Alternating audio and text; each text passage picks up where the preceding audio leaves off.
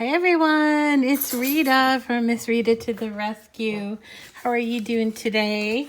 Well, it is, all the holidays are over and all of my decorations are packed away and I don't know, I tend to struggle right around this time of the year trying to figure out what do I do with myself. Just getting back into the groove. And one of the things that helps me, in addition to crafting, of course, is a lot of cooking and baking. And even though, the holidays are over, I still like to bake and send things, little treats to friends or to my son's school. And so I was really intrigued by this really fun 3D project.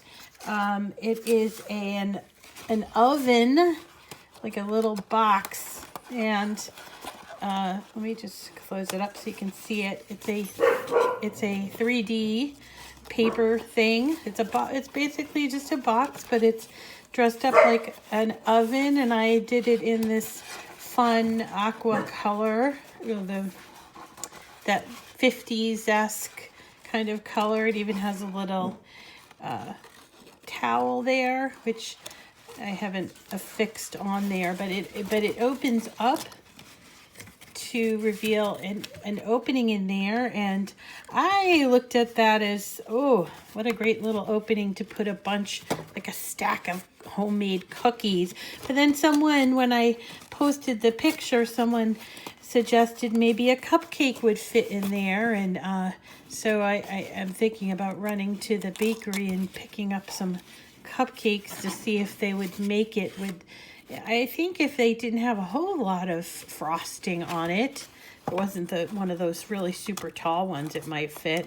But for me, I'm probably just going to use mine for cookies. I don't know what kind of cookies. Maybe peanut butter cookies. I have been craving for peanut butter cookies. And one of the great things about this project and any project with Cricut is that you can sort of make it your own, and you can change out different things, including you can make this little towel into, you can use patterned paper. And then also I cut out this little part that's the front of the oven. I cut out a little saying a loving from my oven. I don't know, it doesn't really rhyme, but I thought it was kind of cute, and so I want to show you how this goes together. Now, this project, it's pretty simple, but it does require a lot of scoring. So at the very least, if you have an Explore family machine, then you're going to need a scoring stylus. It's like a stick, and it goes into the clamp to the left of where your needle is, your blade is. But I would recommend, if you have a maker, I would recommend that you consider using this is the scoring wheel. We've talked about the scoring wheel a number of times before, but for new people or who don't understand the scoring wheel, basically it's part of something called the adaptive tool system. And you see here it has these like teeth, these little teeth, which kind of moves around and reminds me of a Clockworks, actually, where the teeth are going to go into where you take out your blade, that in the blade housing, they go into where that is, and it works by connecting those teeth on this gear. And it works. And one of the great things about the scoring wheel is it has two different tips, and you release them. This is the 0.01 tip, which stands for single blade, but you can pop it right out and put in the double blade, and the double blade's good for thicker pieces of paper, including glitter paper.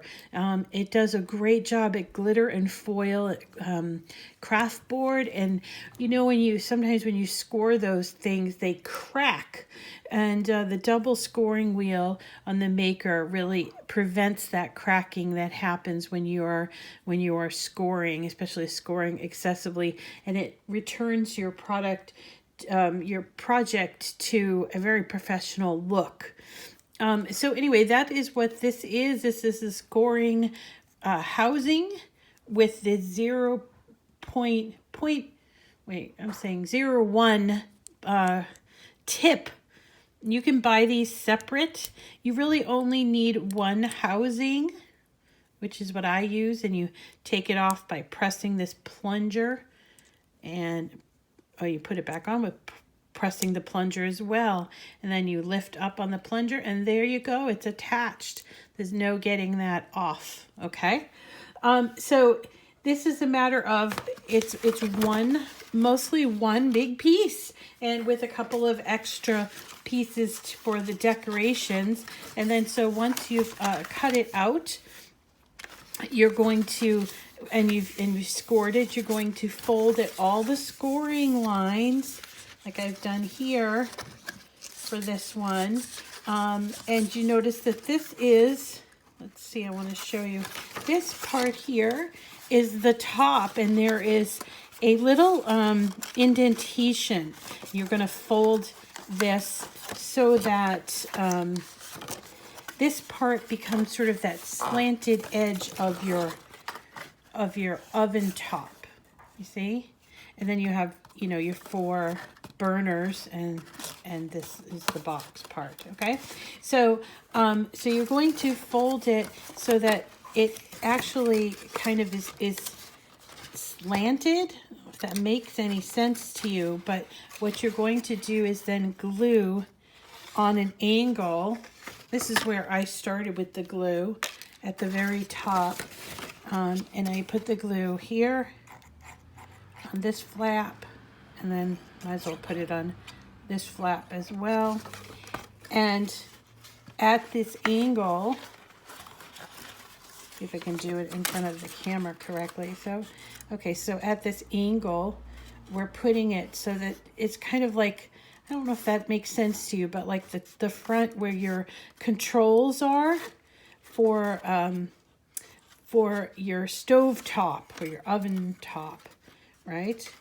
And then once you get that done, you're going to put,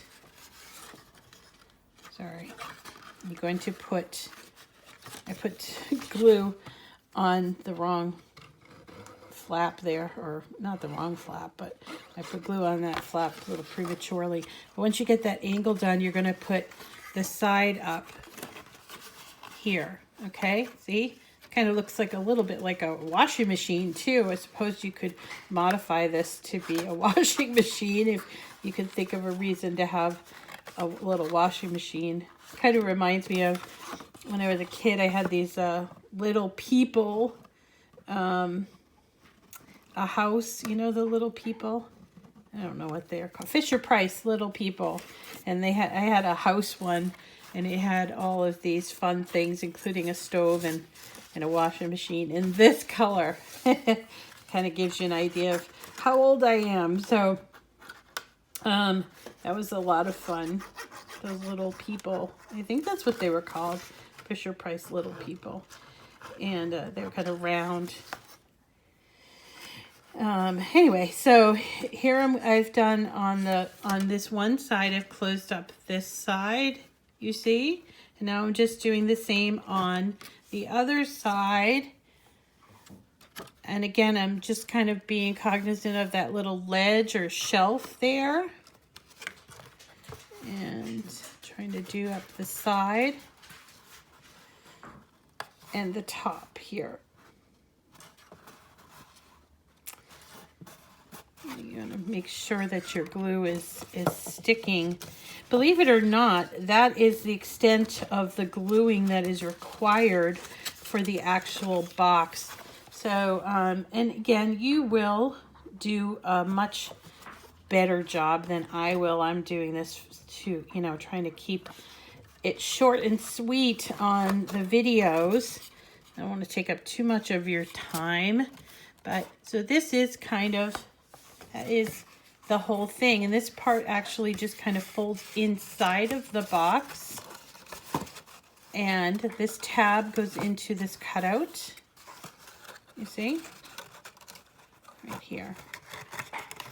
Like that. Now, of course, there's decoration. I always have to have decoration. And that includes this front. Now, I hadn't thought of it until about now, but if you wanted to put, like, for instance, like acetate there so people can see the cookies inside, you could do that too. But for this particular example, I'm just going to use that square that I cut out and put a little sentiment on. Let me glue that in place.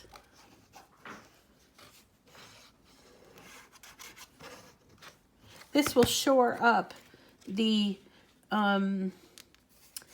front piece as well, so keep it kind of together, right? And fold it in there, and let's do the decorations on the top, which are basically, I cut them out in this sort of silver, this brushed silver. That's a Cricut product, True Brushed Craft Board, I think it's called. And so our stove becomes complete with, first you put the handles, or what are the controls? I think those are called the controls. And I put them with a little bit of pink in the background because I love that green and pink look. You can, obviously, you can do whatever you like because this is your project. I suppose you could do a little more decoration than just that. You could put some little knobs on there if you want to make the top pieces. If I can find all my, here we go. This is the silver, and here's the cutout for the larger burner. Isn't that adorable? And look at how detailed that is, folks. That's done with your regular Cricut machine. There's no way that you're going to be able to do that with, by hand. Or I suppose you could do it with a die, but honestly, you buy those dies and they're really great idea, but I mean, how often are you going to cut this out? I mean, I tend to do a couple of a project and then I'm done. I don't do it over and over and over again. And maybe I'll do it a couple times a year or something, but I never could understand why people would buy those dies and then you're sort of stuck with them. It sort of reminds me of the old stamps, you know, the rubber stamps that were wood, even though I really loved those. They just were so expensive and they were difficult to store. And then how often are you going to use them, right? So for me, they just didn't make a whole lot of sense. What makes more sense for me is to have files that I can, you know, manipulate and change whatever I want about them. Maybe I want to make them big or small, or maybe I want to cut them out in different sort of materials. I don't know, but it just seems like the dies are too rigid for my creative endeavors. I don't know. Maybe I'm just being a little too immodest about that. But so here is a near completed cookie box oven cover, and I wanted to put, I have this little, if I wanted to put a little what do you call it, a little tea towel there on the front, just kind of keep it on but allow it to move a little bit, maybe even create a little handle, a tab, so it opens and closes. You can do that as well, or you don't have to put that there. And again, I don't know if you want to put maybe a little see-through or you want to change the sentiment. It doesn't matter. It's up to you. Now, I'm going to give you the file for this. It's so cute. And you can do whatever colors you want to do. I'm struggling here a little bit with closing it, training it for the first time to close. Okay, there we go. But I'm going to give you the file. This is a free Cricut Access file. And it is from a set of images that came out, or it was part of a fall program called Holiday Boxes, I think that's where it came from. But it's really a fun set. We did some other boxes from there before. There's a lot going on in that particular grouping, and I would encourage you to kind of just check them all out. There's a lot of fun things in those files, but I'm going to give you the file itself. So all you have to do is click on it at when you see the description, and it will open up Cricut Design Space for you, and you'll be able to look at and manipulate and cut this file just like all the other files that come in Cricut Access. And if you're not aware of what Cricut Access is, it's a subscription service. It's an image subscription service. It's more than that. I mean, there are other things that it entails, but the number one thing is that it's an image subscription service, and for a monthly fee, you pay and you get access to 100,000 or more images, a ton of fonts, as well as a whole bunch of projects, and that would include this one here. So that is it for today, folks. Not a fun project, so easy. So if you happen to be whipping up cookies like I am doing this time of year, here's a great way for you to distribute them to all of your friends.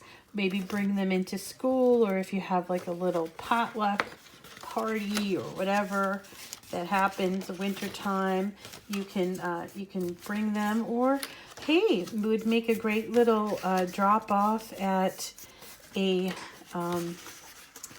I don't know, at a school, or perhaps at like a senior housing, or the or nursing home or something like that. Who does not like to receive cookies as a little gift? And that's just enough to put maybe 3 or 4 cookies in there. It's perfect.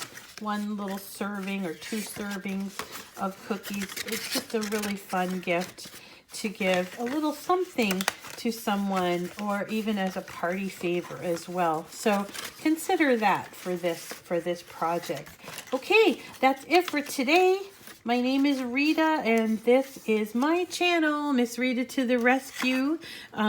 We are doing all kinds of Cricut projects all of the time, 24/7. Coming up is this really fun flamingo card that originally it says "We Just Fit," and what I'm going to show you the next time is how to change the writing here. I wanted to put, I looked at this and I thought, let's flamingo. Let's flamingo. I thought that was kind of fun mashup of the words. So I'm going to show you how to cut out this card. But before you do, how you're going to change the text to say, let's flamingo, and or anything else you want it to say. We're going to be doing that later on tomorrow, I think. And as well as a number of other really fun projects, including some Valentines. We still have a village to put together, and a bunch of other fun stuff. So do stay tuned. Make sure that you're following me on Facebook and on YouTube so that you're not going to miss anything. We have a giveaway that's going on, and we're getting very close to reading the goals, so I can pretty soon pick a winner for our Cricut cutie in sunflower yellow. I'm so excited. I cannot wait to give away this little Cricut cutie. And then also we're doing some intermittent giveaways throughout the month so that people will continue to come and visit us and share us and share the love of all of these wonderful Cricut things. Thanks so much for coming today. We'll see you really soon.